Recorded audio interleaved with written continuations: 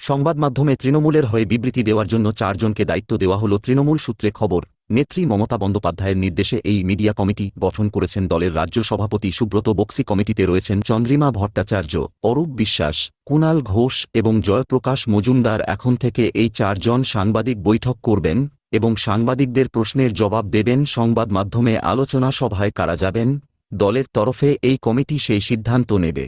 আগে দলের তরফে সংবাদ মাধ্যম সামলানোর দায়িত্ব পালন করত তৃণমূলের সর্বভারতীয় সাধারণ সম্পাদক অভিষেক বন্দ্যোপাধ্যায়ের ক্যামাক স্ট্রিটের দফতর। তৃণমূল সূত্রে খবর, আরজি করকাণ্ডের আবহে সেই দায়িত্ব থেকে নিজেদের সরিয়ে নিয়েছে ক্যামাক স্ট্রিটের দফতর। বৃহস্পতিবার থেকে এই পদক্ষেপ করেছে তারা। তৃণমূল সূত্রে জানা গিয়েছিল এই বিষয়ে নেত্রী নির্দেশ দিতে চলেছেন। এবার সেই নির্দেশ পেয়ে নতুন কমিটি গঠন করলেন সুব্রত।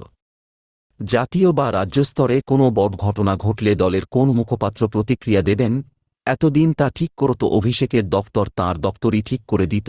চ্যানেলে চ্যানেলে বিভিন্ন বিতর্কে কারা অংশ নেবেন, সেই প্রতিক্রিয়ায় পার্টি লাইন কী হবে তাও নির্ধারণ করে দেওয়া হতো। লক্ষ্য একটাই, যাতে একই সুরে সকলে কথা বলেন, যেমন সিপিএমে হয়। কোনো বিশেষ ঘটনায় পলিট ব্যুরো থেকে এরিয়া কমিটি পর্যন্ত সকলের বয়ান যাতে একই হয়, সেই কারণেই। কিন্তু আরজি কর পরিস্থিতি চলতে চলতেই সেই কাজ থেকে নিজেদের সরিয়ে নেয় অভিষেকের দফতর। শাসক দলের প্রথম সারির নেতারা মনে করেন এটি আসলে তৃণমূলের সর্বোচ্চ নেতৃত্বের দূরত্বের সূচক। এও প্রশ্ন উঠতে শুরু করে, তবে কি আরজি করকাণ্ডে দলের সেনাপতি, পুলিশ তথা প্রশাসনের ভূমিকায় অসন্তুষ্ট?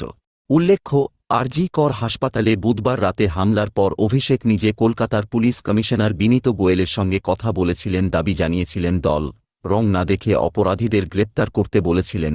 চিকিৎসকদের দাবি ন্যায্য, তাঁদের আন্দোলনও সঙ্গত। এরপরেই তৃণমূল সূত্রে জানা গিয়েছিল বৃহস্পতিবার অভিষেকের দফতর সংবাদ মাধ্যম সামলানোর দায়িত্ব থেকে সরে এসেছে। এবার সেই কাজের জন্য নেত্রীর নির্দেশে নতুন কমিটি গঠন করা হল।